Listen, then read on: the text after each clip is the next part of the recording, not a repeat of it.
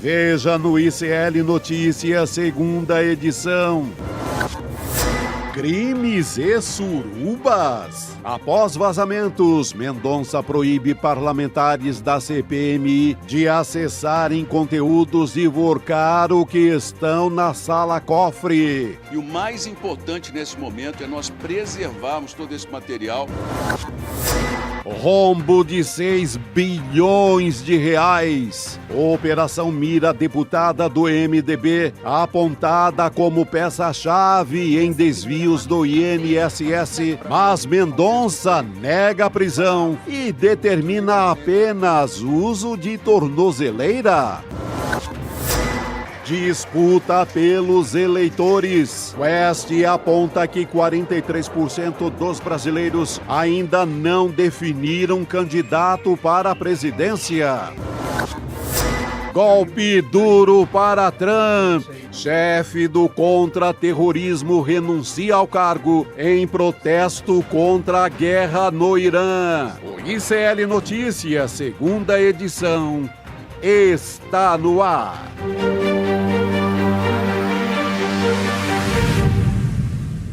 Olá, boa tarde. Seja muito bem-vindo, seja muito bem-vinda. O ICL Notícias segunda edição está começando em todos os nossos canais nessa terça-feira, dia 17 de março de 2026. Noticiário bombando já nesse início de semana. Chico Sá, boa tarde para você, meu amigo. Boa tarde, Gabi. Boa tarde, audiência. Começando com esse clima Sodoma e Gomorra em Brasília, né?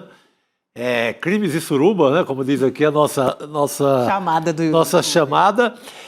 Só estou estranhando porque quando chegou na extrema-direita para valer, o ministro terrivelmente evangélico trancou tudo, passou o cadeado. Poxa, quando estava só a namorada, ele não se preocupou com ninguém, se preocupou com isso, deixou vazar toda a intimidade da moça, agora chegou na macharada da direita, não pode mais? Aí já não pode, na intimidade deles. Exatamente. E eu pergunto, se o cara usava desses meios, da sacanagem, para fechar os próprios negócios, por que não podemos saber? É isso aí, Chico. A suruba aí não é uma metáfora, não é uma imagem da sacanagem de Brasília. É real para comprar deputados, para assinar contratos, para continuar a pirâmide do Banco Master.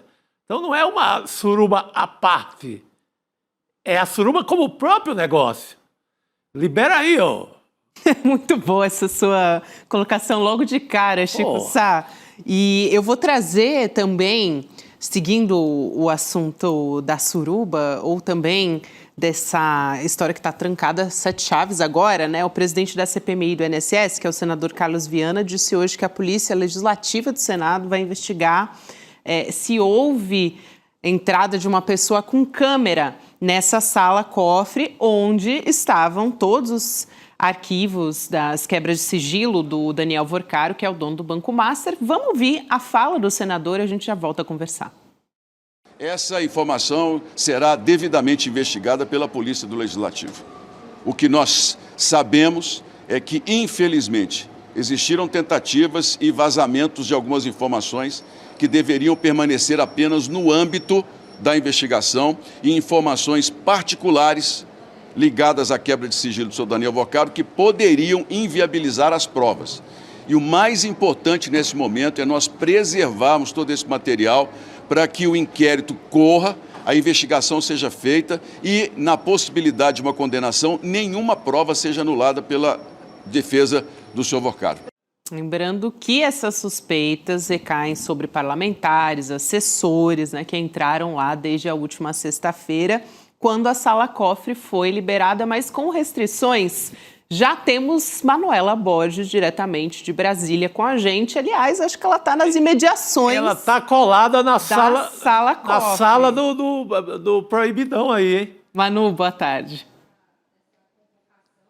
Exatamente isso. Muito boa tarde, Gabi, Chico. Estamos aqui na porta da Sala Cofre. Às 14h, policiais federais chegaram aqui. Desde então, eles estão lá dentro fazendo uma triagem do material que foi extraído dos celulares de Daniel Vorcaro por determinação do ministro André Mendonça. Então, vídeos íntimos, nudes, inclusive de autoridades, tudo isso deve ser deletado. Eu estou aqui com o deputado Rogério Correia, que é integrante da CPMI do INSS, que ele veio averiguar. Qual que é a preocupação nesse momento, deputado? Não é bem preocupação, né? Para além disso, nós queremos ter acesso ao que interessa. O que interessa é basicamente o sigilo bancário e fiscal do Vorcaro. Ele era o presidente do banco, todo esse recurso que foi acumulado e que saiu de lá, e que a gente viu que foi feito de forma ilegal, inclusive, nós precisamos ter acesso. Para onde esse dinheiro foi? Por exemplo, aposentados. Eles tinham consignado os aposentados no Banco Master. Foram milhões. Esses milhões foram depois, pelo próprio INSS, desfeitos contratos com os aposentados porque tinha problema. Para onde esse dinheiro foi? Segundo, os sigilos do pastor Zetel, que é o sócio cunhado dele, que a denúncia que muita coisa foi para a própria igreja da Lagoinha, que o Zetel era pastor, que havia lavagem de dinheiro. Então, esses sigilos é que são para a gente fundamentais. E, infelizmente, nada disso veio ainda. Os documentos que vieram são documentos que, em geral, não interessavam muito. Quando nós começamos a chegar em documentos que têm interesse, não interesse privado, mas coletivo, de quem se articula com o Vorcaro, com o Zetel, quem estava nas agendas, quem com eles interagia do ponto de vista financeiro e político, nós vamos ficar também sem acesso a esses documentos. Então, eu vim aqui para reiterar aquilo que para a gente é essencial e que precisa ser disponibilizado e não retirado, mas disponibilizado de interesse para a nossa investigação. Muito obrigada, deputado. Pois é, então a Polícia Federal continua dentro dessa sala cofre. Existe essa suspeita de que algum deputado ou assessor tenha tentado burlar esse sistema de segurança. Aqui dentro só podia caneta e papel, então existe essa suspeita de que alguém entrou com algum dispositivo eletrônico, alguma câmera escondida para tentar gravar informações desse material sigiloso e vazar. Então, é um tanto quanto complicado e a gente vê essa tentativa, inclusive, de blindar alguns parlamentares dentro dessa investigação, né, Gabi e Chico? Ô Manu, foi justamente o que disse também o deputado federal Lindbergh Farias. Ele fez uma publicação nas redes sociais. Vale a pena a gente colocar aqui na tela o que ele disse sobre essa tentativa de impedir o avanço das investigações, segundo ele, relacionadas à CPI do INSS. Então, está aí na tela. Ele disse que essa decisão do ministro André Mendonça, que proibiu esse acesso à sala cofre, levanta suspeitas de proteção a figuras políticas citadas nesse caso. E aí ele cita nominalmente algumas pessoas ali, né? Ele diz, Nicolas Ferreira aparece de novo e se contradiz. Antes disso, ele citou o nome do Flávio Bolsonaro na lista do Vorcaro, né? Então, ele diz, tentaram barrar o acesso logo após aparecer o nome do Flávio Bolsonaro na lista do Vorcaro. Enfim, depois ele vai para o Roberto Campos Neto, dizendo que é uma peça central nesse esquema. E ainda faz um disclaimer ali que eu acho que é importante, que ele diz, o PT assinou o pedido de investigação, sim. O que não assinamos foi a CPMI do PL, que tenta distorcer esses fatos, porque depois que o processo já estava caminhando, os parlamentares bolsonaristas quiseram entrar até com ação no Supremo para dizer que eram eles que estavam encabeçando essa história, né, Chico? E a gente sabe que não foi assim. Exato. Não, o deputado ele se refere a divulgação de que o Flávio Bolsonaro e o Nicolas Ferreira estavam na agenda telefônica do Daniel Vorcaro. Isso é informação de ontem para hoje. Eu creio que isso tenha sido mais um motivo para passar o cadeado, não deixar se investigar nada dessa sala. O que eu acho estranho é o critério. Por que com a moça, a Graeb lá, a modelo... A Marta Graeb? A Marta Graeb, que conversava com o Vorcaro, se liberou tudo? Porque falava do Alexandre Moraes? Porque falava de alguém do Supremo? Por que liberou tudo e agora não pode mais nada que tenha questão de intimidade? Tudo tem questão de intimidade. É um telefone. Não vai ter só a política pura ou a sacanagem financeira pura. Vai chegar uma hora que vai bater num, bater no outro. Eu acho que tem que liberar geral e para acabar com a hipocrisia. Hipocrisia, inclusive, da turma de Deus, Pátria e Família, que, na verdade, vive em suruba em Trancoso, que era o caso da mansão lá do banqueiro do Master. Então, se eu ganho voto com a hipocrisia de que sou puro e que sou da família, se eu ganho dízimo que eu sou puro e sou da família, por que eu não coloco à prova tudo isso? Acho que a Manu quer comentar também. Vai lá, Manu. Pois é, e autoridades em festas íntimas e nudes, quem são essas autoridades? Quais interesses? Quais os favores em troca de participar de eventos como esses? Havia chantagem no meio disso tudo? Então são muitas perguntas. Também precisamos saber qual que é o critério que vai ser usado pela Polícia Federal para deletar parte ou não desse material que foi extraído desses celulares. Agora, a CPMI do INSS, ela tem um fato determinado, né, que são esses descontos que não foram autorizados por aposentados, pensionistas, então foge um pouco do escopo das falcatruas do Banco Master propriamente dito. Por isso que muitos parlamentares defendem uma CPMI exclusiva. Essa CPI que teve início lá em agosto do ano passado, ela finda agora, no fim desse mês. Então ainda tem muita coisa para se apurar com relação não só ao INSS, que hoje também teve aí mais uma operação, uma deputada acusada de também participar dessas fraudes, né, a Gorete, e a gente vai comentar isso logo mais. Então ainda tem um caminho longo e a gente não sabe até agora se essa CPMI será prorrogada ou não, porque está na mão da Justiça do Supremo Tribunal Federal. Pô, Manu, já que você puxou já essa história, eu acho que vale a pena a gente trazer aqui, né, da Polícia Federal identificando uma deputada federal, a Gorete Pereira, que é do MDB, como uma peça central nesse esquema de fraudes envolvendo benefícios do INSS. Está na tela também, para quem quiser ver a manchete, ela foi alvo de uma operação hoje. As investigações apontam o seguinte, para contextualizar um pouco melhor antes da gente conversar aqui, que esse esquema operou entre 2019 e 2024 com descontos indevidos aplicados diretamente em aposentadorias e pensões com prejuízo estimado que pode superar os 6 bilhões de reais. A parlamentar, como é que ela teria atuado? A articuladora política, utilizando a influência dela junto a órgãos públicos para viabilizar e manter o funcionamento das irregularidades.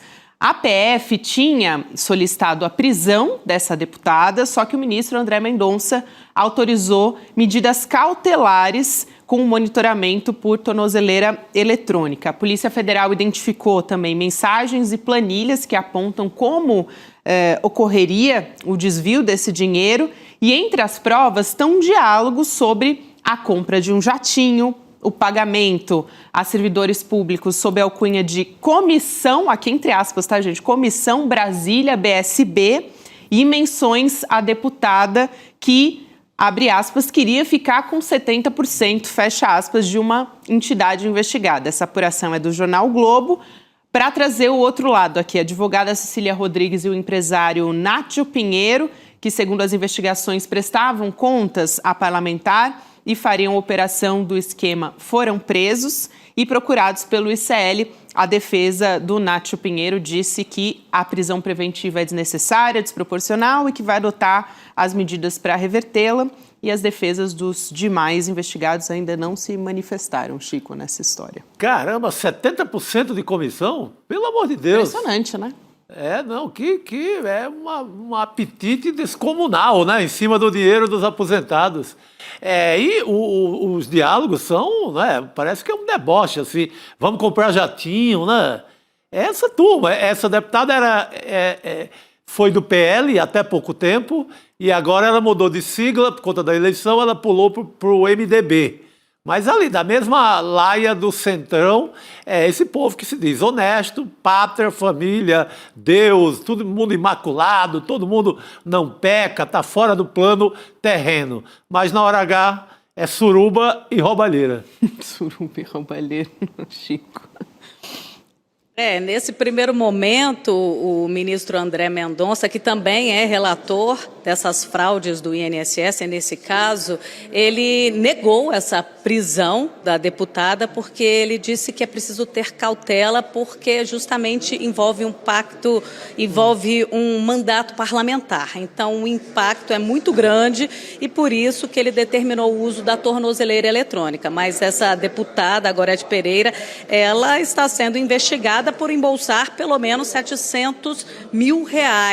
Então, um volume muito grande. Pela primeira vez, um deputado está sendo acusado de participar dessas fraudes do INSS. É um escândalo que deixa de ser técnico e passa a ser político. Então, é mais uma vez a Polícia Federal trazendo resultados nessas investigações, pouco que a gente viu acontecer na CPMI do INSS, que é mais um palanque político para dar visibilidades aos integrantes dessa comissão de inquérito para aparecer, fazer os cortes, lacrar na internet. A gente viu que tiveram várias vozes de prisão, né? O presidente mandando prender. Então, tudo isso para viralizar na internet, mas se a gente espremer o trabalho que foi feito dentro da CPMI do INSS, eles pouco entregaram algum resultado. A Polícia Federal, sim, que está aí desmontando esse esquema e mostrando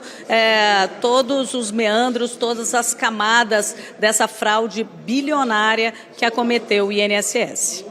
Não, perfeito. O trabalho mesmo para valer de investigação, a apuração rigorosa é da Polícia Federal. A CPMI é a parte do circo, né? E agora nem isso, porque a ordem do Supremo acaba fechando até as portas aí da casinha aí onde a Manu está perto. Aliás, próxima. é bem simbólico, né? Que a Manu tá ali no momento em que essas coisas estão acontecendo, né? Tem umas pessoas trabalhando exatamente pronto, nesse coloca momento. o olho ali para ver se avista alguma cena da suruba, mas vai demorar. Mas sempre vaza, sabe? Esse tipo de coisa sempre vaza. Porque passou pela mão de muita gente, de agentes da PF, chegou na CPI, antes de saber que atingia a direita e a extrema-direita, muita gente manuseou, só agora que está com rótulo de proibidão. É isso. Eu aqui... É isso Vai lá, aí. Manu. Agora... Pode fechar. Não, agora é esperar se realmente haverá uma prorrogação dessa CPMI, porque o fim dela é agora, dia 28 de março. E a Justiça, o Supremo Tribunal Federal, está na mão do Supremo decidir se prorroga por mais 120 dias ou não. O fato é que agora tem um elemento novo, é a deputada, uma parlamentar envolvida nessas fraudes. Então, ao que parece, ainda há muito o que ser investigado nessas fraudes aí que desviaram mais de 6 bilhões de reais do INSS desde o governo Bolsonaro. Vamos esperar, até porque dia 28 também é conhecido como sábado que vem, então na semana que vem já está batendo na porta.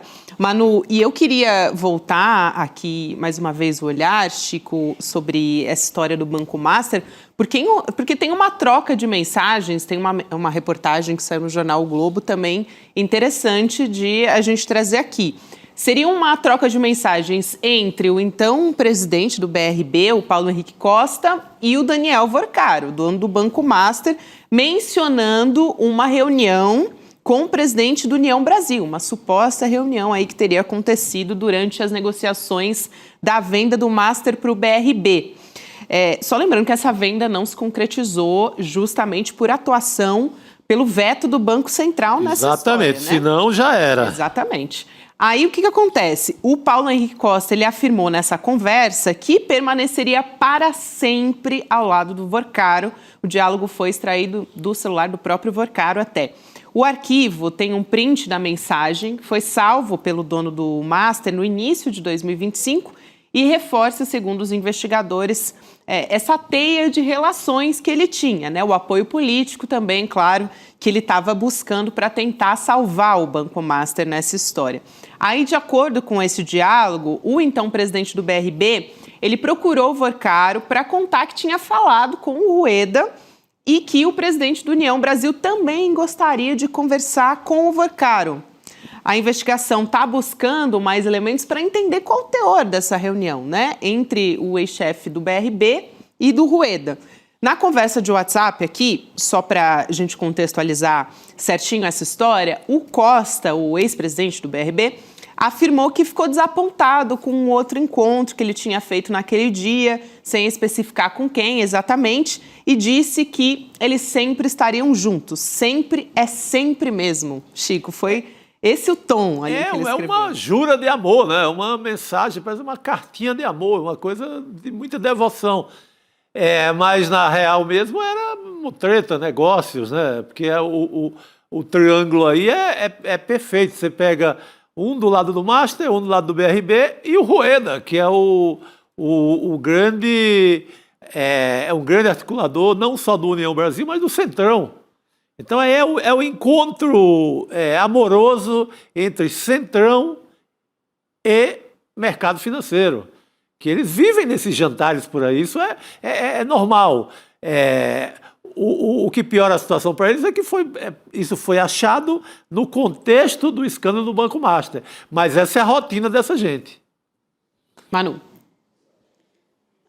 Amor aos bilhões desviados por Vorcaro, né, Chico? Agora você acertou.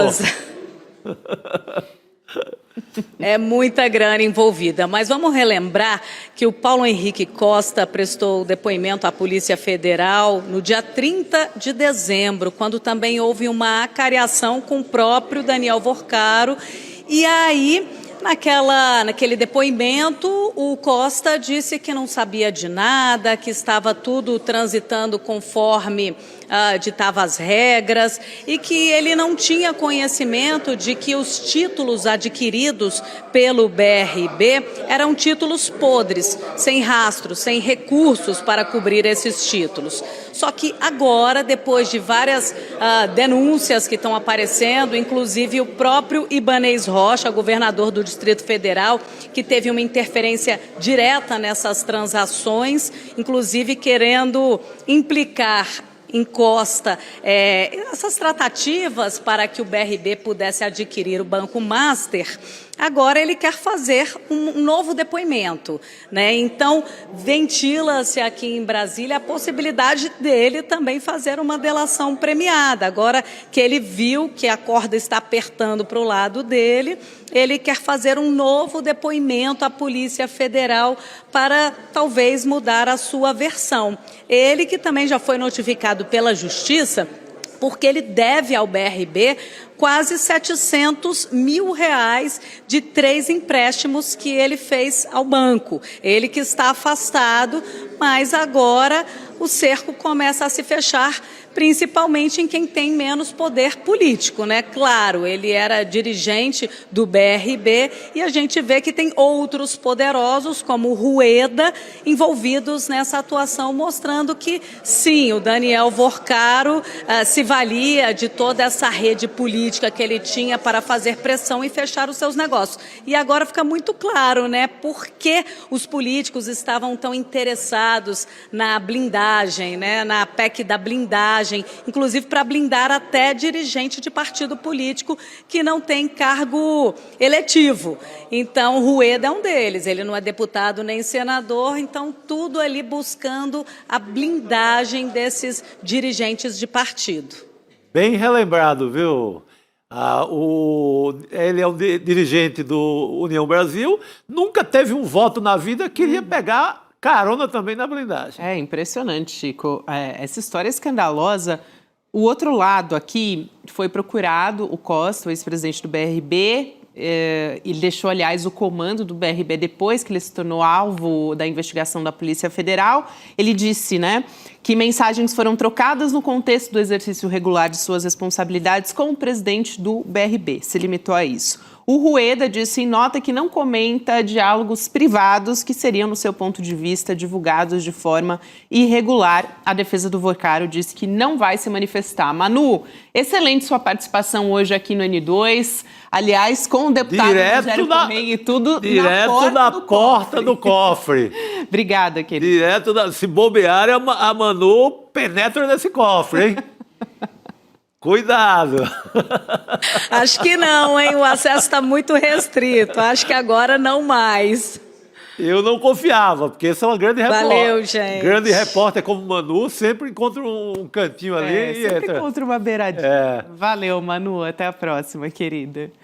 Enquanto isso, já que a gente falou de uma craque aqui no N2, tem outro craque que está chegando para somar. O homem chegando.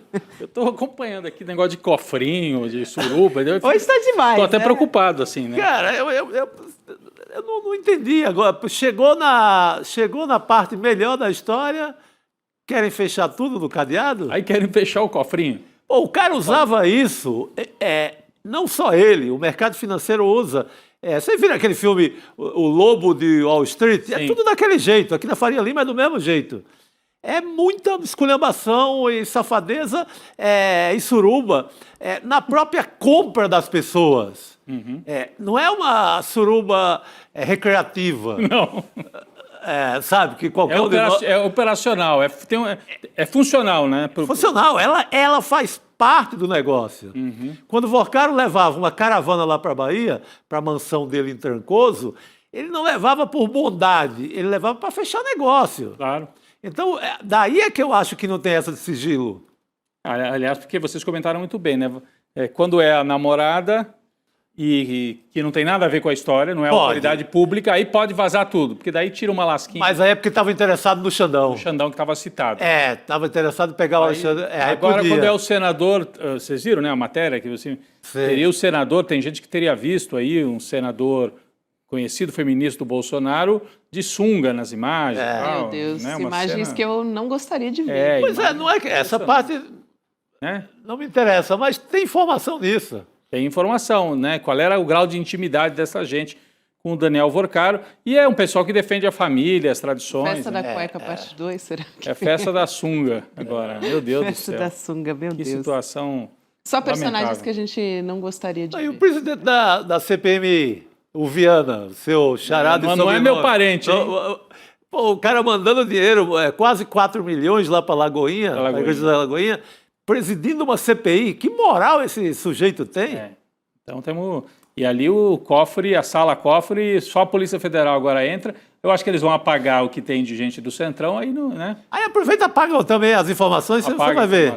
Que coisa... Quando aparece o nome do Flávio Bolsonaro, adeus, cara. O Lindbergh chama atenção para isso. Adeus. Apareceu o nome do Flávio Bolsonaro, não vai sair mais nada. Nicolas, na agenda também. Nicolas Ferreira começou a pintar essa gente. Vão trancar o cofre. Vamos de suruba para as emendas? Pode ser? Pode. Dá completamente. É a mesma sacanagem.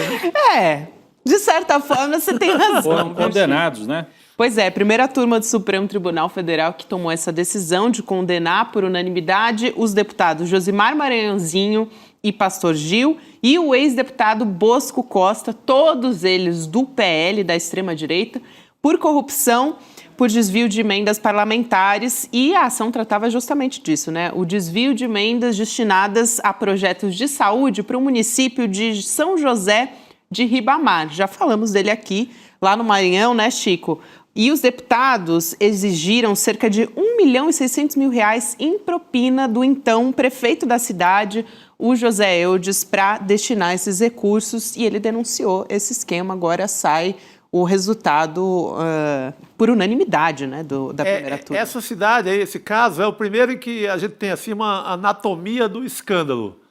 Eu lembro de matérias do Breno Pires, não sei se no Estadão ou se já na revista Piauí, assim com radiografia, mostrando que consulta que era para ser feita não foi feita, prótese não foi distribuída, uma carnificina com dinheiro público. Foi o primeiro grande caso.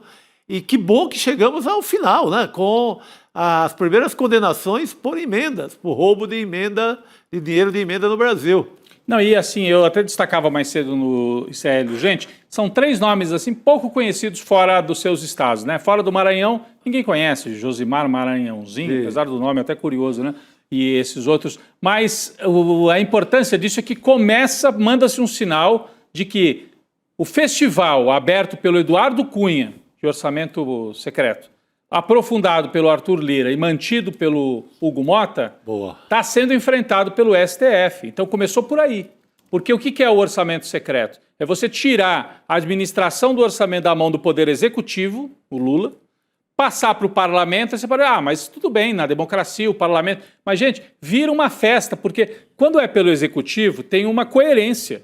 Você, olha, vamos distribuir dinheiro para a saúde, para os municípios que precisam mais. Teoricamente, você pode administrar isso nacionalmente. Quando é o parlamentar, ele vai mandar para onde interessa para ele. E, às vezes, o interesse, obviamente, não é social, é base política para mandar o dinheiro que depois reverte em voto e aí vira um círculo em que o centrão fica cada vez mais forte. Você não consegue quebrar isso. Então, o Flávio Dino botou aí a mão nessa situação aí, está revolvendo essa lama e está condenando os 3 primeiros. Não só o Flávio Dino, né?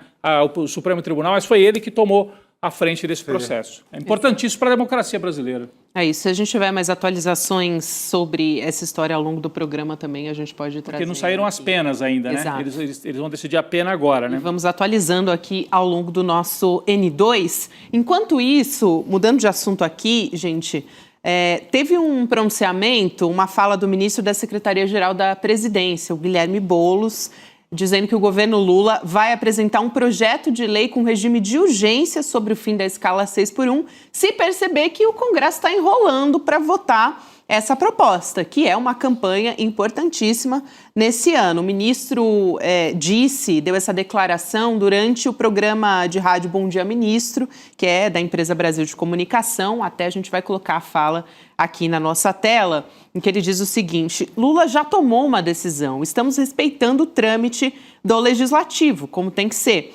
Mas se terminar março e percebemos que está tendo uma estratégia de enrolação no Congresso, Lula vai entrar com um projeto de lei em regime de urgência e aí terá de votar em 45 dias. A Cris Serra está chegando para conversar com a gente hoje, excepcionalmente na terça, né, Cris? Boa tarde para você. Boa tarde. Boa tarde, pessoal. Me antecipei, né, Gabi? Gostei. Muito bom. Gostamos da sua antecipação aqui. Cris, aliás, a Cris vai estar no Em Detalhes comigo amanhã também, então já fica o convite para todo mundo acompanhar. A gente vai falar sobre esse novo encampamento, vamos dizer, do ministro Flávio Dino, né? Esse enfrentamento que ele está fazendo às emendas. Tá? As emendas também, né? E sobre a pena. Os penduricalhos também estão na história, e as penas para os juízes. As penas para os juízes. Tá bom. Agora, Cris, sobre essa história do fim da escala 6x1, eu acho que, assim, já passou do momento, né, de se colocar isso em pauta. Acho que faz uma pressão ali no Congresso também de que, se não avançar com isso, vamos adiante, né? Gabi, nós estamos já em março, praticamente março está acabando. Nós temos mais quanto tempo para votar pautas no Congresso? Abril, maio. A partir de junho, ano eleitoral, ninguém mais está no Congresso. Embora o recesso seja em julho, mas junho, por causa das festas juninas, tem uma debandada geral. A partir de junho, fica muito difícil votar qualquer coisa. Então, o prazo, a janela para votar esse projeto, realmente é muito curta. E daí o ministro Boulos dizer que vai mandar como urgência para acelerar esse prazo. Agora, por que essa enrolação a qual ele se refere? Claramente, né? Ele não fica pisando em ovos para falar, ele diz exatamente o que está acontecendo. É uma enrolação. Por quê? Essa é uma pauta positiva para o país, uma pauta do governo que é muito benéfica para a população e que, obviamente, é um assunto de campanha eleitoral. O que faz, né, a Câmara, imagina, Câmara e Senado, com os presidentes que tem e com a força das bancadas de oposição, é óbvio que não querem essa agenda. Embora digam que sim, né, pressionados, né, pelo apelo popular dessa pauta, a gente vê aqui e ali esse pessoal dizendo que sim, vamos votar, é importante, não sei o quê. No fundo, não querem. Bom, primeiro que obviamente, essa turma aí trabalha para os empresários, que são contra essa proposta. Eu lembro de quando a gente teve uma discussão aqui, já tem uns meses, quando começou esse assunto do fim da escala 6x1, e me lembro de ter falado, duvido que essa pauta passe com facilidade, porque o empresariado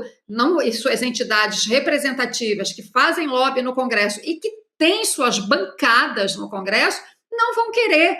Pode até passar, mas eles vão querer alguma coisa em troca, redução de salário, etc, etc. E a proposta não é essa, redução de jornada, mantendo o salário. Então, assim, tem a bancada do empresariado atuando, né? Porque o empresariado é contra uma questão de princípio, quando você vai ver a história do Brasil, foram lá atrás contra o salário mínimo, etc, etc. E tem o fato de que é uma agenda positiva para o governo e que a oposição não quer dar essa agenda num ano de campanha eleitoral. O que a oposição quer? É a pauta da segurança, do bandido bom e bandido morto e não sei o quê, não sei o quê. É isso, no fundo a gente está vendo esse conflito na definição da pauta do Congresso. Boa, Cris, eu só quero chamar aqui quem está nos acompanhando, Rodrigo, para a pergunta da nossa enquete de hoje, que é justamente sobre esse assunto. A pergunta é, você confia que o Congresso vai aprovar o fim da escala 6x1? Você pode votar, aí você que está nos acompanhando pelo YouTube, claro, no nosso chat já fica disponível a votação para você participar. Hoje eu vi uma informação de que 70% da população brasileira é a favor. 71%. 71%. Só que 70% dos deputados são contra. Então, é justamente o contrário. Por isso que eu votei não. Quero que dê certo, claro. Mas você está achando que não passa no Congresso? Na enquete eu votei não. Com esse povo aí, só tem fazendeiro, empresário, gente do agro, bancada da bala, bancada não sei o quê. Os caras querem que o povo morra de trabalhar. Como diria o outro, quero que o povo se exploda. Né? E eu acho que o Boulos, ele sacou qual vai ser enrolar, porque eles não vão, ninguém vai dizer... Não, eles vão deixar rolar e não rolar nada. Como não, em ano de eleição, pega muito mal. A única chance é no ano eleitoral aprovar isso. Ou aprova agora ou nunca. Então eles vão enrolar ali, vão segurar de todo jeito. Cabe ao governo, né, ao presidente Lula, fazer uma grande comunicação disso, que em alguns momentos não está sabendo fazer. Por exemplo, agora para enfrentar a máfia dos combustíveis, não tem sabido comunicar tanto como deveria ser. Eu falo Lula, mas como representante, como governo no geral. Falta uma comunicação que deixe a todos esses deputados sem saída. Se conseguir, leva para votação. Aliás, senão... só essa pressãozinha, né, gente, colocada nos parlamentares, se tiver mesmo que entrar com essa medida do regime de urgência, eu já acho uma desmoralizaçãozinha, assim. Pode ser, Gabi, porque depois que o presidente do Republicanos, lembra, o Marcos Pereira, disse que não podia aprovar isso daí, porque o povo não sabe o que fazer com lazer, isso vai ser ruim, porque lá no interior do Nordeste, ele usou esse termo. Eles não sabem nem se divertir. Não sabem se divertir, então é melhor trabalhar até morrer, é isso? Cara, nunca foi um forró no Nordeste para saber. Quem não sabe se divertir muitas vezes enfim, é quem vive na grande cidade e às vezes não é nem por opção, porque chega arrebentado em casa, né, depois de trabalhar 8 horas e mais 2 no transporte. Mas depois que ele falou aquilo numa entrevista publicamente, imagina o que eles não estão falando nos encontros privados. Meu Deus. Então tem uma operação forte aí para enrolar, né, Cris?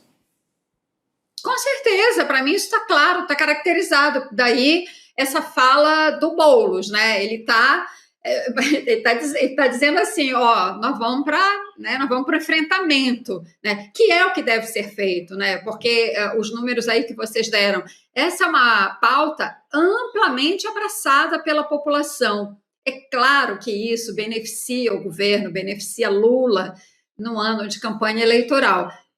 Imagina se a oposição vai dar de bandeja essa pauta na circunstância atual, né? No embate que já está claro. Não vai. Agora, eu acho mesmo, né? Acho não, tenho certeza, que a pressão maior é a bancada do empresariado, né? São os representantes das grandes entidades que reúnem empresários, enfim, a bancada do grande capital que não quer a mudança da escala 6x1.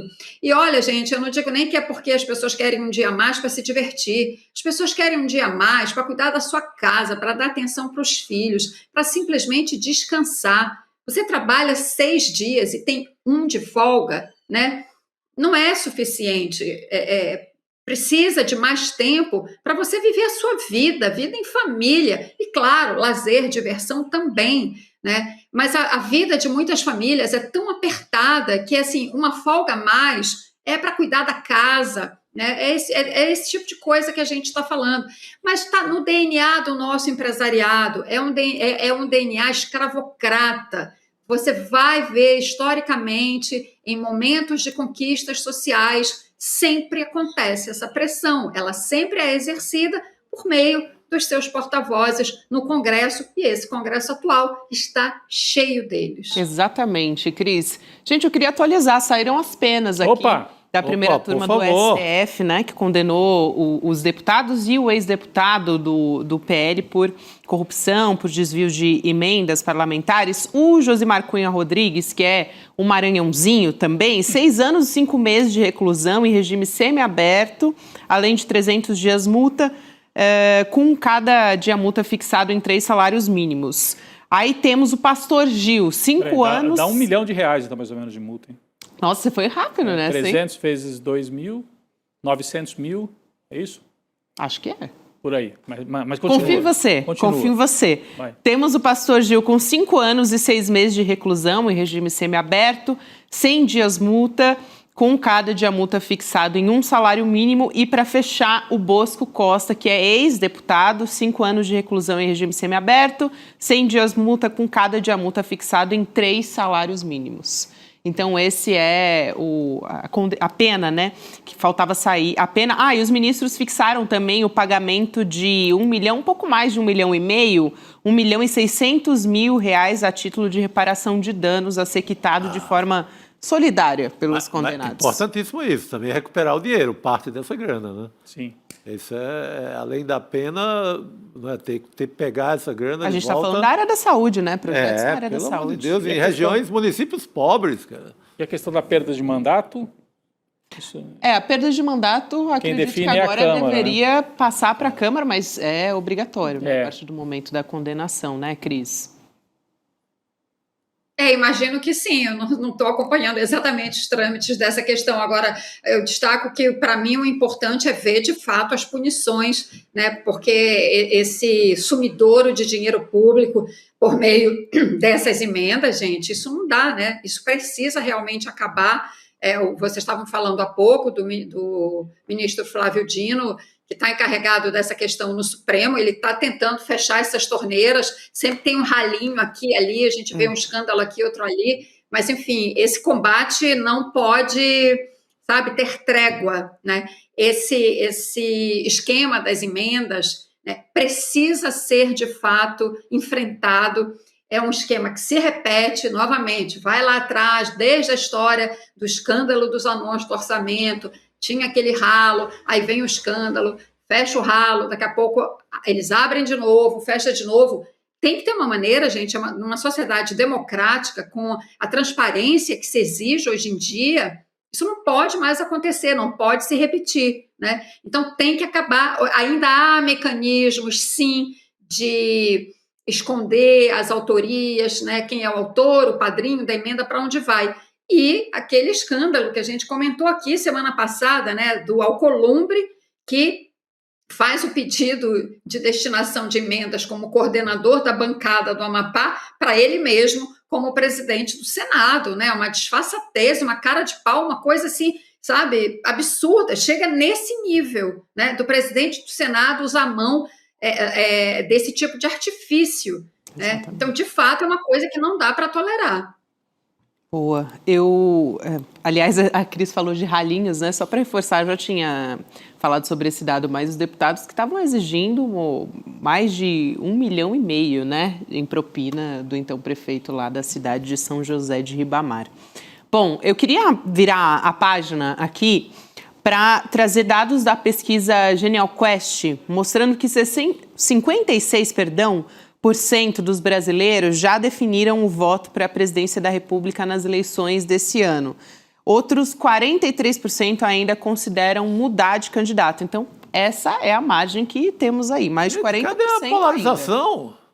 Olha só, tá na tela para quem quiser acompanhar junto com a gente. Tem um outro dado de que mais de 60% dos entrevistados que dizem votar em Lula e em Flávio Bolsonaro dizem que a escolha já é definitiva. Acho que o segredo é olhar justamente para onde tem margem ainda de conquista de votos, né? Eu posso falar o que eu acho dessa pesquisa? Eu acho que as pessoas falam, mas já estão decididas. Então é o seguinte, o cara não vai admitir, tanto tempo antes você vai... Eu acho que essa pesquisa quer dizer pouca coisa. Porque assim, você anda na rua, as pessoas já têm lado. Então, não, eu estou decidido, mas posso mudar. Poder mudar pode, qualquer um pode mudar. Mas eu acho assim que é um dado que não tem tanta importância. Desculpa assim se eu vou jogar para baixo até a nossa pauta aqui. Mas eu acho isso, porque a sociedade está absolutamente dividida, as pessoas já estão sabendo quem vão votar, mas na hora, mas você está totalmente decidido já para... não, tá bom, falta tanto tempo, quem sabe eu mudo até lá. Mas mudança pouquíssima. Eu também não vejo... O que você acha, por isso que eu perguntei, cadê a polarização? Cadê a polarização? É isso, é a mesma coisa. Porque nenhum ambiente eu vejo essa possibilidade de tanta gente ainda sem o voto definido. Eu acho que está todo mundo... Seria o quê? Estão esperando... A terceira via. Alguém da terceira via? É isso, mas essa pesquisa é feita para isso. Para dizer, tá vendo? Ainda tem espaço para alguém que venha de fora dos dois. Para dar uma animada aí no Ratinho Júnior. Porque eles estão fazendo um périplo nas emissoras de TV, né? O Ratinho, do Rio Grande do Sul, o Eduardo Leite, e mais o Ronaldo Caiado. Então, deve ser para dar uma animadinha neles. Uma animadinha, olha aí. O pessoal ainda pode mudar o voto. Deve ser isso. E aí, Cris? Olha, eu não sei. Pesquisa, né? Hoje em dia a gente se surpreende tanto com o resultado das eleições, vai acompanhando as pesquisas até a véspera, quase véspera da eleição, e a gente se surpreende muitas vezes com o que sai da urna. Mas observando essa pesquisa, eu acho o seguinte: no ambiente de polarização como a gente está, e de fato estamos, né? Existe essa polarização, a eleição vai ser definida por uma margem muito curta. Né? Como foi a passada, né? Em torno de 2 milhões de votos, acho que esse cenário tende a se repetir, salvo alguma mudança, né? Alguma surpresa muito grande na eleição. Ainda faltam alguns meses, né? Em política, uma semana, às vezes dias, mudam tudo. Um dia muda tudo. Mas, enfim, como ela tende a ser definida por uma margem pequena, o que eu acho que serve de alerta nessa pesquisa tem gente que a gente pode ganhar o voto. Tem gente que não sabe, de fato, ainda em quem vai votar. E esses votos, a campanha tem que ser direcionada para essas pessoas, não para quem já tem o voto cristalizado, né? Para quem já está convertido, digamos assim. É para essas pessoas que ainda não sabem, ou que dizem que ainda não sabem, mas que eu acredito, sinceramente, que não sabem. Eu, particularmente, tenho conversado com muita gente que não sabe ou não quer dizer, enfim, tem esse componente hoje em dia, até em função da polarização, às vezes você pergunta, a pessoa não quer dizer para não abrir uma discussão e tal. Mas, enfim, acho sim que tem uma margem ainda, sabe, do eleitor ligado, que só mesmo muito perto vai tomar essa decisão, e a campanha do presidente Lula, as campanhas todas do campo progressista, governadores, senadores, todas têm que falar para este público. Este público, é deste público que a gente precisa do voto, sabe? Então, acho que a pesquisa indica que tem muito trabalho pela frente. Basicamente é isso.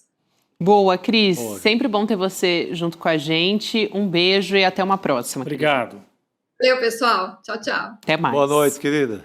Aliás, quero aproveitar para convidar o pessoal que está nos acompanhando a entrar no nosso grupo do WhatsApp, o grupo do Zap, que a gente manda as notícias selecionadas em primeira mão para você. Então, tudo que sai de quente, além da nossa programação do ao vivo, você pode estar com o celular aí na mão e vai recebendo o nosso noticiário. E as novidades, né, gente, do ICL, os spoilers, a gente manda tudo para vocês no grupo do WhatsApp. Se você tiver com a televisão ligada, você pode apontar o seu celular aí para a tela aqui no QR Code, ou então você acessa icl.com.br/ grupo. Assim como a gente traz, né, Rodrigo, essa votação, por exemplo, da primeira turma do STF sobre as emendas, a gente atualizou ao vivo aqui no grupo do WhatsApp também, o pessoal recebe as novidades ali no momento, no calor do momento, vamos dizer assim. Muito bom. Vamos para o noticiário internacional, Por favor. pessoal? Bora. Agora há pouco a gente falava sobre extrema-direita, né? Agora eu queria falar sobre um golpe sem precedentes para o governo Donald Trump, que é o seguinte, vou trazer essa história aqui agora para vocês. O principal responsável nos Estados Unidos pelo combate ao terrorismo anunciou hoje que abandonou o cargo em protesto contra a guerra no Irã. A gente vai colocar aqui na tela exatamente o que ele escreveu nas redes sociais nessa saída, o Joe Kent. Após muita reflexão, decidi renunciar ao meu cargo de diretor do Centro Nacional de Contra-Terrorismo, com efeito a partir de hoje. Não posso, em sã consciência, apoiar a guerra em curso no Irã. O Irã não representava nenhuma ameaça iminente à nossa nação e é evidente que iniciamos esta guerra devido à pressão de Israel e seu poderoso lobby americano, aqui pela nossa tradução. Na Casa Branca, em agenda com o primeiro-ministro da Irlanda, o Trump criticou essa decisão do Joe Kent. A gente vai assistir o que disse o Donald Trump e já volta aqui para a conversa com o nosso convidado. Vamos lá. Eu sempre achei que ele era um cara legal, mas sempre achei que ele era fraco em segurança, muito fraco em segurança. Quando li aquela declaração, percebi que foi uma coisa boa ele ter saído, porque ele disse que o Irã não era uma ameaça. O Irã era uma ameaça. Todos os países perceberam a ameaça que o Irã era. A questão é se eles queriam ou não fazer alguma coisa a respeito. E muitas pessoas, muitos dos maiores especialistas militares, vêm dizendo há anos que os presidentes deveriam ter eliminado o Irã porque eles queriam uma arma nuclear. Aí então a fala do presidente Donald Trump, com a tradução aqui do Ricardo Gouveia. Vamos chamar nosso convidado, doutor em Ciências Sociais, Gustavo Menon. Professor, boa noite, bem-vindo ao N2. E eu já te pergunto se o Trump não está ficando cada vez mais isolado nessa história, porque essa foi uma exposição pública, né, essa saída. O principal funcionário dessa área, né? Boa noite a todos do ICL, boa noite Gabriela, Rodrigo, Chico. De fato, estamos presenciando cada vez mais essa tentativa de Donald Trump em se rearticular no tabuleiro geopolítico, no tabuleiro geoeconômico, onde os Estados Unidos, de fato, Gabriela, estão presenciando o declínio da sua hegemonia nessa primeira metade do século XXI. Como que Donald Trump vem anunciando uma série de movimentações em diferentes partes do planeta no sentido de tentar resgatar essa política imperialista dos Estados Unidos, e sabemos que a partir exatamente da configuração dessa nova política de segurança, dessa nova política de defesa, o Oriente Médio, a Euroásia e a América Latina são áreas em disputa em meio a esse mundo em conflagração, a começar pela própria guerra entre Rússia e Ucrânia, os conflitos que se dilataram pelo Oriente Médio e nessa atmosfera de guerra comercial entre Estados Unidos e China. No fundo, há uma tentativa de Donald Trump em não só repactuar essa aliança histórica dos Estados Unidos com Israel na região do Oriente Médio, mas perceba que estamos falando aqui de um país persa que tem essa capacidade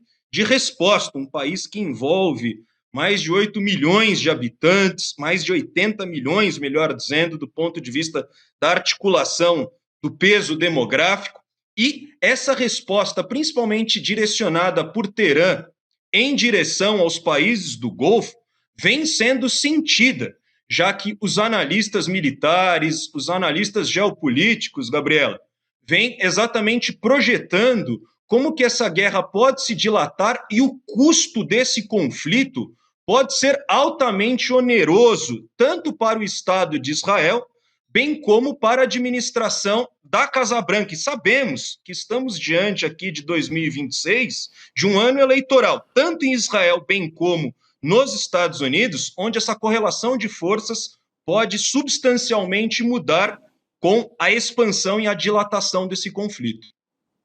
Perfeito. Agora, a gente já vinha assistindo a redução da popularidade do Donald Trump nas pesquisas internamente nos Estados Unidos, né?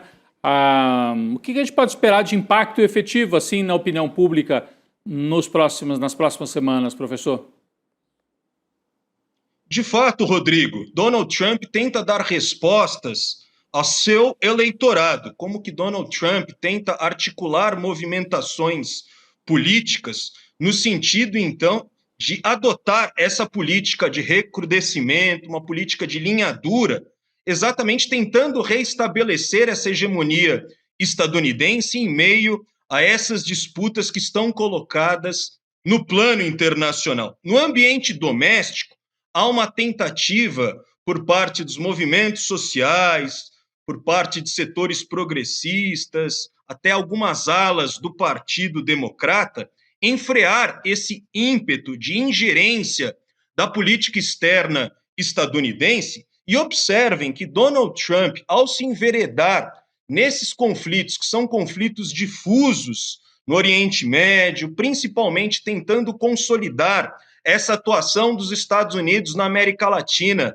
se colocando como um país que historicamente influenciou a América Latina e o Caribe a partir da criação de uma zona de influência dos Estados Unidos, Donald Trump apresenta sinais de desgaste, apresenta sinais exatamente de vulnerabilidade, onde nas pesquisas eleitorais, Rodrigo, observe que há setores que estão criticando duramente essa guerra contra o Irã, que foi gestada a partir dessa aliança entre Estados Unidos e Israel e que compromete uma série de pautas na economia doméstica estadunidense. Sabemos das pressões inflacionárias vinculadas exatamente à cadeia produtiva do petróleo, como que o Estreito de Hormuz trata-se de uma região estratégica no fluxo comercial e que pode, de fato, elevar os preços do barril de petróleo a níveis drásticos no mercado internacional. Então, percebam que essas discussões, do ponto de vista da orientação da política externa dos Estados Unidos, pode também comprometer a economia doméstica e se refletir, sem dúvidas nenhuma, na eleição que está prevista para o segundo semestre. É tanto, professor, que o Trump já recorreu à Rússia, né? Já recorreu ao Putin na questão do petróleo, não recebeu ajuda alguma, pelo menos até agora, nem manifesto de apoio da Europa em relação a ajudá-lo lá no Estreito de Hormuz. Então, é também contestado dentro do MAGA, até porque não conseguiu explicar, tem ali em poucas linhas, o motivo da guerra. Perde agora esse chefe da divisão antiterrorismo, ou seja, politicamente tem um isolamento, né? Começa a ser deixado um pouco assim, sem apoio no campo político, tanto internacional como na base dele do MAGA nos Estados Unidos.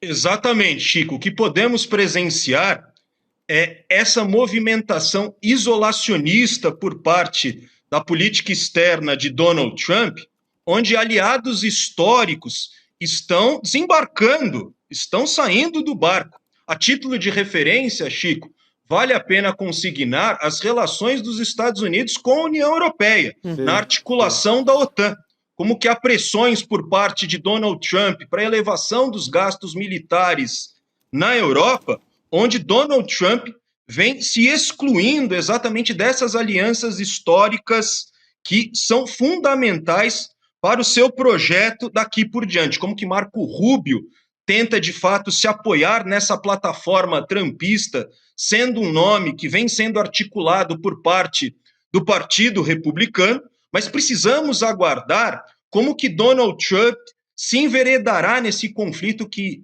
ao que parece, ao meu sentir, trata-se de um conflito de longa duração em razão da força do país persa, como que a resposta que vem sendo movimentada por parte de Teherã trata-se aqui de uma resposta contundente, efetiva, contra instalações militares de aliados dos Estados Unidos na região do Golfo e no Oriente Médio, E veja que a situação de Donald Trump é uma situação extremamente delicada, onde ele tenta impor vitórias que são vitórias de pirro, uma vez que no plano internacional a gente percebe cada vez mais o fortalecimento dessa aliança sino-russa, muito orientada também no fomento da política de defesa do Irã, e mais do que isso, uma tentativa de se conceber uma ordem internacional multipolarizada, onde sabemos que precisamos mitigar esses conflitos,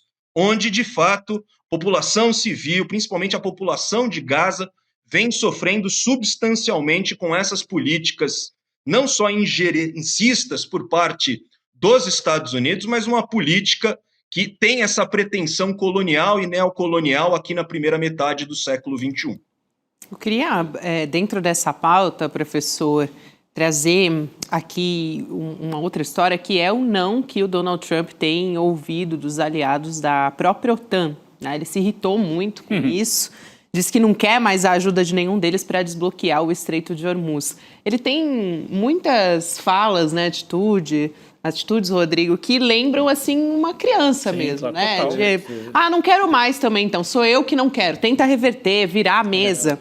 Então, ele reclamou nas redes sociais, foi para as redes para dizer que os Estados Unidos sempre ajudam os demais países da OTAN, mas que o contrário nunca acontece. Está aí na tela, ele diz que já destruiu todas as forças militares iranianas, né? Então ele diz, devido ao sucesso militar que alcançamos, não precisamos nem desejamos mais a ajuda dos países da OTAN. Nunca precisamos. O mesmo se aplica ao Japão, à Austrália ou à Coreia do Sul. Aliás, falando com o presidente dos Estados Unidos da América, de longe o país mais poderoso do mundo, não precisamos da ajuda de ninguém. Aí a gente se pergunta por que ele pediu ajuda, então, se ele não precisa, né? Acho que nós estamos assistindo ao desmonte da OTAN, assim, ao vivo, né? Na prática, esse desmonte já vem acontecendo no momento em que o Trump toma uma série de medidas, mas o professor pode falar melhor sobre isso, sem consultar os parceiros. A própria Espanha, ao negar a cessão das suas bases para que os aviões dos Estados Unidos fossem reabastecidos a caminho do ataque ao Irã, disse, não houve consultas. A OTAN, sim, trabalha, quando há consultas, a uma decisão conjunta. Houve uma guerra decidida unilateralmente por duas pessoas, Donald Trump e o Netanyahu, talvez na ordem contrária, Netanyahu e Donald Trump, né?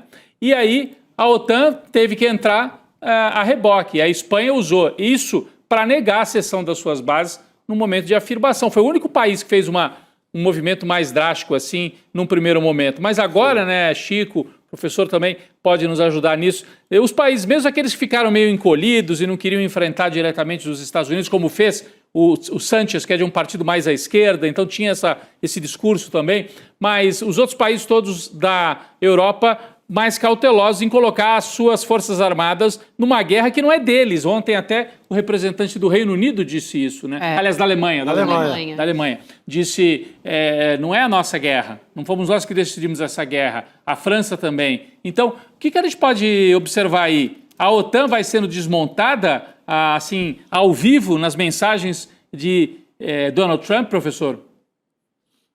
Exatamente, Rodrigo. Quando analisamos essa, digamos, aliança histórica entre Estados Unidos e o mundo ocidental, perceba que isso passava em grande medida por políticas coordenadas entre a União Europeia e a política externa estadunidense. Como que na atual conjuntura, nessas movimentações isolacionistas, insisto, observe que representantes de diferentes partidos na Europa, de diferentes colorações partidárias, rechaçaram as pretensões unilaterais, arbitrárias e, consequentemente, ilegais dos Estados Unidos e de Israel, no sentido de colocar uma série de países em mais um conflito nesse mundo em conflagração. Então, observem que nesse movimento de orquestração de ações unilaterais por parte da Casa Branca, Donald Trump acabou dando um tiro no pé, uma vez que passa a ser severamente contestado, inclusive por aliados históricos dos Estados Unidos. É o caso da União Europeia. E as falas de Donald Trump, Rodrigo, ao que me parece, ao meu sentir, Trata-se aqui dessas falas grotescas, né, no sentido de tomar Cuba, mais do que isso, de que não precisa dos países europeus, como que ao longo desses últimos dias, uma série de declarações foram dadas por parte não só de Donald Trump, mas também por parte de representantes da Casa Branca, no sentido de alçar exatamente essa política injerecista dos Estados Unidos em diferentes partes do planeta. Agora, precisamos também observar quais serão as movimentações por parte dessa aliança sino-russa, já que para a China não interessa essa guerra, não interessa a escalada desse conflito no plano internacional, onde sabemos que a China tornou-se uma espécie de fábrica do mundo, como que a China trata-se aqui de um grande país importador de gás, de petróleo iraniano, e é preciso observar, a partir exatamente dos próximos dias, como que Donald Trump será também caudatário dessas pesquisas eleitorais que estão saindo no plano doméstico estadunidense. Professor, aproveitando aqui, quero muito agradecer a sua presença no N2. Não sei se vocês ainda queriam comentar esse assunto, mas agradecer muito a presença do professor. Seja sempre bem-vindo aqui no N2. Até a próxima. Obrigado. Obrigado, amigo. Ainda trazendo assunto internacional aqui, Rodrigo, sobre a Colômbia, né? Sim. O presidente Gustavo Petro voltou a falar que o Equador foi o responsável por um bombardeio no território colombiano na fronteira. Segundo Gustavo Petro, 27 corpos foram encontrados carbonizados. O presidente da Colômbia disse que os mortos eram famílias que tinham substituído o cultivo de folha de coca por produções de café e cacau. O Petro já tinha dito ontem que não deseja entrar em uma guerra com o Equador e pediu ao presidente dos Estados Unidos, Donald Trump, para tomar uma atitude sobre o que ele chama de incidente e ligar para o presidente equatoriano, o Daniel Noboa. O presidente do Equador disse que está combatendo o narcoterrorismo e que não vai recuar, mas disse que o Petro está mentindo e que fez bombardeios apenas dentro do próprio território. Ô, Gabi, isso é da maior gravidade. 27 pessoas mortas do lado colombiano. O Equador é governado por um sujeito de extrema-direita, que é esse que apareceu rapidamente aí na imagem, é um jovem de uma família de produtores de banana lá do Equador. É uma das famílias mais ricas do Equador, né? Esse Noboa foi eleito presidente, tem um discurso totalmente alinhado com a extrema-direita, com o Donald Trump, e está nesse discurso de parceria com os Estados Unidos para combater o narcotráfico. E aí foram combater o narcotráfico aonde? Bem na fronteira, para fazer uma provocação com a Colômbia, onde há eleição presidencial daqui a 2 meses. Então vamos entender o que está acontecendo aí no contexto político. Daqui a 2 meses, se puder colocar a imagem do Gustavo Petro aí na tela, porque esse é o Noboa do Equador, mas daqui a 2 meses, isso, do outro lado, na Colômbia, tem sucessão do Gustavo Petro, um dos poucos presidentes progressistas de esquerda na América do Sul, de um país tão importante como a Colômbia. Ele está bem nas pesquisas, com popularidade alta, o candidato dele está em primeiro nas pesquisas para a eleição que acontece daqui a 2 meses. Os Estados Unidos, querendo dominar também a Colômbia, estão apoiando, tem 2 candidaturas de direita que vão aí contra o Petro, e gera-se uma instabilidade na fronteira. O Petro está dizendo, e o Petro no discurso, muito mais afirmativo do que o Lula em geral, né? Foi dos primeiros a confrontar o massacre em Gaza, isso o Lula também fez, e recentemente também confrontando o Donald Trump, tanto pelo bloqueio em Cuba quanto pelos ataques no Irã. E o Petro está acusando formalmente o Equador de ter bombardeado o território colombiano e matado, como explicou a Gabi, uma população. Ali tinha plantio de coca? Tinha, ali assim, secular o plantio de folhas de coca, né, dos 2 lados da fronteira. Eu já estive nessa área aí de fronteira, Chico, quando houve um bombardeio ao contrário, mataram o pessoal das Farc do lado equatoriano, né? Então é uma área ali de difícil acesso mesmo, mas é um incidente diplomático que pode mexer com as eleições, dependendo de como o Petro sair nesse discurso, ele pode até mobilizar mais a base dele para a eleição, viu?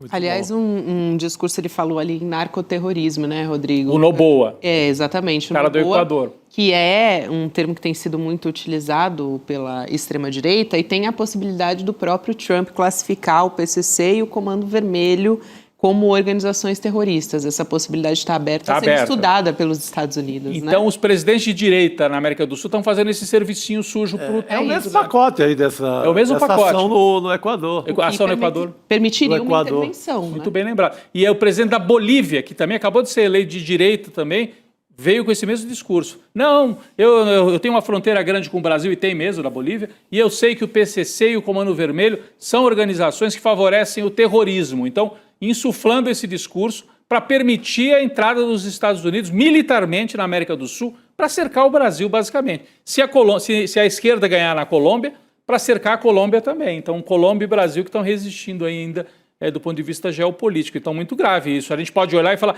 distante, lá no meio da selva amazônica, morreram 27 pessoas. O plano é o mesmo. O plano é o mesmo discurso e o mesmo plano. E não é uma coincidência, né, Chico? É uma empreitada realmente. Que já começou. A interferência aqui na eleição vai ser gigante. Até porque o próprio PL, a turma do Flávio Bolsonaro está pedindo uma intervenção. Eu nunca vi esse tipo de patriota que pede intervenção no próprio país. Ou interferência do governo Trump. O Valdemar Costa Neto, o presidente do PL, que nem é, assim, eu ia dizer ele não é dos piores, mas ele é ruim sim. Mas o Valdemar Costa Neto deu uma entrevista dizendo com toda a naturalidade, não, o Trump quer ajudar a gente aqui para ganhar a eleição, para o Brasil ficar na mão da direita. Ele está dizendo abertamente que vai haver interferência internacional na eleição brasileira. O que seria um crime essa fala dele. Um crime. Está naturalizado já. O deputado Orlando Silva até mostrou até o artigo da lei em que é um crime. Ele está assumindo que há interferência, já há, e vai haver mais ainda, na eleição. Agora, cabe ao Lula politizar isso. Sair mais, falar mais sobre isso. Mostrar como é que o Brasil está sob cerco. Quando ele fez isso no ano passado na questão das tarifas, o Lula cresceu. Então tem que fazer mais isso, assim como o Petro saiu, não titubeou. Já apontou e falou, olha, o Equador bombardeou aqui. E essa ação militar do Equador é uma parceria com os Estados Unidos. Isso. É uma parceria militar com os Estados Unidos. Então, é feito sob encomenda, para dar discurso para Estados Unidos. A operação é essa. É isso. Lembrando que ainda está sem data o encontro do Lula com o presidente Donald Trump, mas essa possibilidade ainda está em aberto, né? Seria uma possibilidade até falar sobre isso. O próprio Mauro Vieira já tem conversado com o secretário de Estado dos Estados Unidos a respeito dessa possibilidade, dessa classificação. Mas está em aberto aí, pode ser importante. É um momento, assim, eu diria, muito grave aqui para a América do Sul, gente. Acho que desde aquele período ali da Guerra Fria, União Soviética contra os Estados Unidos, interferência aqui derrubando todos os governos democráticos da América do Sul, é o momento mais grave que a gente vive desde aquela crise, dos anos 60 e 70. Sem dúvida. Em que houve Pinochet no Chile, ditadura na Argentina, ditadura no Brasil, intervenções generalizadas. Nós estamos indo para o mesmo caminho e Cuba também é mais um caso dramático dessa intervenção. E o Brasil um pouco recuado nesse momento. Eu esperava um pouco mais afirmativa a posição brasileira. Ficou muito nessa dependência desse encontro com o Trump. Eu acho que o clima até esse encontro não vai ser de... Não espere assim o Lula de forma mais enérgica. Eu acho que ele vai esperar o Trump? Essa conversa para poder ir para o jogo. Aí sim. Mas acho que o jogo já está claro, né, gente? O jogo está dado. Está dado. A história vai ser essa. Não tem volta. Bom, gente, seguimos, porque hoje é dia de Precisamos Conversar, então quero te fazer esse convite para você participar junto com Juliana Baroni, Açucena, Márcia Tiburi e Sara Zara de algumas conversas, né, debates que são muito importantes. O primeiro, a gente traz aqui como a música pode normalizar discurso de ódio contra as mulheres. Esse é um dos assuntos que vão ser discutidos no Precisamos. A série Testamento, como dinheiro e poder são capazes de desestruturar relações familiares. Aliás, eu assisti a série inteira, recomendo, vale muito a pena. Fiquei presa nessa série, não conseguia sair. Num final de semana eu assisti. E aqui, a que está manchetada na nossa tela, a volta do culto à magreza, a popularização das canetinhas emagrecedoras, reacendendo esse debate sobre padrões de beleza. Tudo isso a gente acompanha a partir das 7 horas da noite. Importantíssimo. Toda semana eu tenho falado sobre isso, né? Sobre como Precisamos Conversar está trazendo pautas muito atuais aqui. Quentíssimas e necessárias. Importantíssimas. Vamos seguir aqui, daqui a pouco chamo a convidada, nossa convidada deste N2. Primeiro, trazendo aqui que a Polícia Federal, a Procuradoria-Geral da República e a Polícia Legislativa da Câmara estão apurando ameaças de morte, tortura e estupro feitas contra a deputada federal Carol D'Artora, do PT do Paraná. A própria deputada pediu providências depois de receber, na madrugada de sábado, um e-mail com essas ameaças explícitas. O remetente se identifica como Lucas Bovolini Martins e afirma que compraria uma passagem para ir à cidade da deputada, descrevendo em detalhes um plano de violência. Esse mesmo remetente também já fez ameaças contra a deputada estadual Lívia Duarte, do PSOL, que é a primeira deputada negra do Pará. As ameaças à Carol D'Artora vieram depois que ela apresentou um projeto de lei para combater justamente discursos e práticas misóginas em redes sociais. A Carol também foi relatora do projeto que ampliou as cotas raciais no Serviço Público Federal, incluindo povos indígenas e comunidades quilombolas. Vamos conversar com ela, deputada federal Carol D'Artora, perdão. Deputada, seja muito bem-vinda ao N2 e, antes de mais nada, nossa solidariedade. Total. Obrigada. Deputada, eu já pergunto a respeito desses ataques, né? Aliás, é muito comum mulheres que se colocam contra esses movimentos red pill e misóginos da internet receberem justamente ameaças de morte, a tentativa de intimidação mesmo, né? De tentar parar com esses avanços desses projetos. Sim, a gente tem pesquisas que mostram que as pessoas que mais recebem ameaças de grupos misóginos como esses são mulheres negras e mulheres negras na política. Então, acho que isso já mostra a proporção da problemática com a qual a gente está lidando quando a gente fala de grupos de ódio às mulheres organizados nas redes sociais. E é importante dizer que eu venho sendo alvo desses ataques de ódio e que tem uma nitidez de que são ataques ao fato de eu ser uma mulher negra ocupando a política. Esses ataques eles vêm acontecendo sistematicamente muito antes de eu entrar na política institucional efetivamente. Eu tenho uma trajetória que é ter sido a primeira vereadora negra da capital do estado do Paraná, cidade de Curitiba, e sou a primeira deputada federal negra do estado do Paraná. Então, mesmo antes de assumir como vereadora, eu já comecei a receber ameaças, e-mails muito semelhantes a este. Então, se trata de uma violência política de gênero e raça sistemática que atinge especialmente as mulheres mais vulneráveis ou mulheres politicamente expostas. Agora, deputada, se é que dá para explicar o que está acontecendo, a gente tem visto uma notícia atrás da outra, até passava aqui para a Gabi Varela, mais uma notícia dessas, num colégio, entre aspas, de elite aqui de São Paulo, né? Saiu hoje a informação. São Domingos, é isso? Colégio São Domingos. Meninos fazendo ameaças horríveis, eu não vou repetir aqui, mas vocês podem imaginar, inclusive de cunho sexual, meninos na faixa de 14 anos ameaçando as meninas. E fazendo suposições e tal, num grupo de WhatsApp. Foram suspensos. Você sente isso brotando assim? Tem uma espécie de uma autorização, que vem da onde essa autorização para que essas coisas, com muitas aspas autorização, mas no sentido de que parece que tem uma parte da sociedade que está achando normal atacar uma deputada, atacar meninas de 14 anos em grupo de WhatsApp dentro da escola. Da onde que está vindo isso? A senhora que se debruça e é vítima disso ao mesmo tempo, mas se debruça sobre esse assunto, como enfrentar isso na educação, no enfrentamento público também? O que fazer? É uma pergunta com vários elementos, né? Eu sou professora e eu pude ver a escalada dessa violência misógina, que não é nova no nosso país. Acho que, primeiro, é importante dizer que esses ambientes virtuais, eles são reflexo, né? Eles refletem a estrutura da nossa sociedade. Então, a gente está numa sociedade estruturada pelo machismo, pelo racismo. O Brasil, infelizmente, é um dos países que mais mata mulheres, e isso se reflete nos ambientes virtuais. E eu pude ver isso no chão da escola, como professora. Infelizmente, esse ódio, essa misoginia se organizar via grupos de WhatsApp, e vi também o despreparo das escolas. Vi o despreparo das escolas para lidar com a violência machista quanto a violência racista.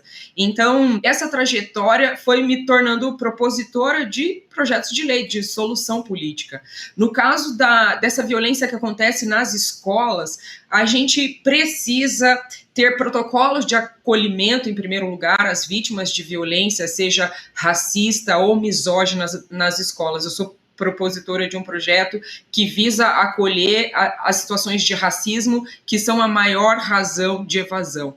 Mas no caso da misoginia, essa discussão é muito importante porque a gente tem vários elementos nessa escalada. A gente consegue observar que a gente está vivendo uma escalada da violência misógina. O feminicídio no Brasil aumentou, e muito mais para as mulheres negras. O que isso significa? O que isso é sintoma de quê? Isso é sintoma de uma sociedade que não aprendeu ainda a lidar com esses discursos misóginos e machistas nos mais diferentes ambientes. Então, a gente está discutindo exatamente agora, aqui na Câmara, e propus projetos de lei para coibir a organização de discussões, de redes de discussão, de discussões de ódio, de discursos de ódio contra as mulheres, porque as plataformas organizam, as plataformas digitais, as redes sociais, eles organizam esses grupos, eles lucram com esses grupos, esse conteúdo é compartilhado e recompartilhado inúmeras vezes e sem que haja recompensação das plataformas. Isso significa que essas plataformas, elas têm lucrado com o ódio, com os discursos de ódio contra mulheres. As plataformas têm lucrado com discursos de ódio, com discursos misóginos. Então, o que tem relação com o que a gente discute aqui no Congresso? Aqui no Congresso a gente está num momento que eu digo que pode ser um momento histórico, que é a criminalização da misoginia. Isso está sendo discutido nesse exato momento no Senado, a gente está passando por essa discussão. Isso é muito importante porque isso coloca a misoginia, criminaliza e equipara, por exemplo, com crime de racismo. E é uma discussão que nós, mulheres feministas, a gente tem feito há muito tempo. O racismo, ele é criminalizado. Você consegue ter algumas... A gente não consegue efetivamente punir situações de racismo quanto existem, quanto deveríamos, mas a gente já tem mecanismos estabelecidos, a gente pode articular esses mecanismos de alguma maneira. Com relação à misoginia, ela não era criminalizada. As mulheres no Brasil sofrem com crimes de ódio, e esse crime de ódio ele não tinha. Então, a criminalização da misoginia no Senado, nesse momento, é um passo histórico, é um passo importante, é uma vitória para a luta das mulheres. E uma outra coisa é também pensar o campo da educação, que são campos associados, né? A gente tem que pensar as coisas... A gente viveu um período em que a gente teve um ex-presidente que tinha discursos misóginos e que fomentava discursos de ódio contra as mulheres. Tem inúmeras situações em que ele foi explicitamente machista, explicitamente racista. Então, ele deu voz a esses grupos. E esses, haja visto que a maior parte dos eleitores de Bolsonaro, defensores de Bolsonaro, são homens. Quem vota em Bolsonaro... Existem mulheres, mas é um grande número de homens de um perfil, de um recorte social, né? Os eleitores de Bolsonaro. Então, ele deu voz a esse ódio, criminalizou uma coisa importantíssima, que é a educação para as relações de gênero. Sem que a gente tenha educação para as relações de gênero nas escolas, como é que a gente vai aprender a conviver? E a gente passou por um momento no Brasil em que a gente não podia falar gênero. Aqui na Câmara, a gente teve que tirar a palavra gênero de projeto que se tratava de gênero alimentício, porque a palavra gênero foi criminalizada. Aonde a gente desconstrói essa ignorância, é na educação. Então, aquilo que distorceram e disseram que era ideologia de gênero, porque ideologia de gênero não existe, né? O que os educadores comprometidos com democracia e justiça social sempre fizeram nesse país é educação para as relações de gênero. E assim a gente vai poder ter uma convivência, assim a gente vai poder equilibrar essa sociedade. Então, esses discursos, esses elementos, esses projetos, eles se somam, eles estão colocados na nossa sociedade. Uma coisa que eu digo que é urgente é, de fato, criminalizar as plataformas, porque o que eu posso dizer como uma parlamentar que vem sendo ameaçada há tanto tempo e sistematicamente, e o que eu digo é que eu sofro terrorismo racial e misógino, é isso que eu sofro.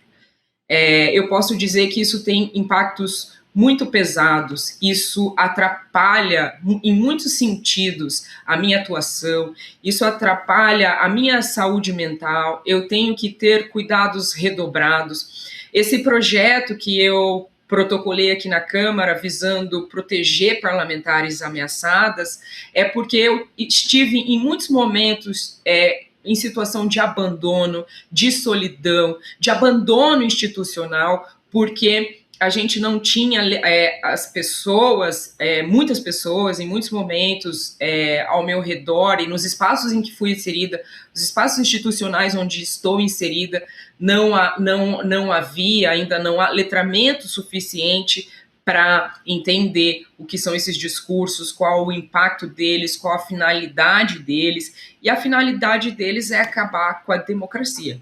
Eu recentemente vim de uma discussão na ONU sobre igualdade de gênero, e o que o mundo inteiro tem dito é que a presença de mulheres negras na política é fundamental para a gente avançar na segurança das mulheres do mundo inteiro. Exatamente. Então, esses ataques, eles têm um alvo. Claro. E esse alvo é atrasar o desenvolvimento do nosso país, é atrasar os passos importantes a dar na superação da violência, na superação da pobreza, e para que a gente, né, então, eu faço um apelo aqui, institucionais para todos os setores, para as pessoas que ouvem, o que foi colocado nas ameaças que eu sofri é muito bizarro, né? É violento, né? Deputado? Que ódio é esse, né? Porque esse ódio organizado, como é que pode, né? Nos organizar em torno de sermos felizes, né? Acho que é isso que a gente precisa fazer. Eu quero muito agradecer a sua presença aqui, a deputada Carol D'Artora, e obrigada também, como mulher, deputada, por estar encampando todos esses projetos aqui por todas nós. Muito obrigada. Obrigado. Até a próxima. Parabéns pela luta, deputada. Obrigada pelo espaço. Muito obrigada. Vamos juntas. É isso. Até mais. Obrigada. Até mais. Quero agradecer também a quem está nos acompanhando aqui no nosso chat, Rodrigo. A gente está destacando alguns nomes aqui, sempre no final do N2, né? O Alberto Martins Machado, Maria José, Maria Consolação, Hélio Sandro Fraga. Muito obrigada por ficarem com a gente até o final deste programa e por votarem também na nossa enquete. Tivemos aqui o resultado depois da pergunta. Você confia que o Congresso vai aprovar o fim da escala 6x1? Não, 54%, sim, 46%. O Congresso está debaixo de muita desconfiança. A gente vê dia a dia, né? Pode ser que o único caminho seja realmente o regime de urgência. Fala o ministro. Forçar a barra na comunicação. É isso aí. Vamos de Precisamos Conversar? Vambora. Por favor. Acho que já abrimos um caminho, aliás, para o Precisamos, conversando com a deputada Carol foi legal D'Artora. fazer essa ponte aí já. Excelente. Vamos nessa, gente. Boa noite, obrigada pela companhia. Até amanhã, estaremos de volta.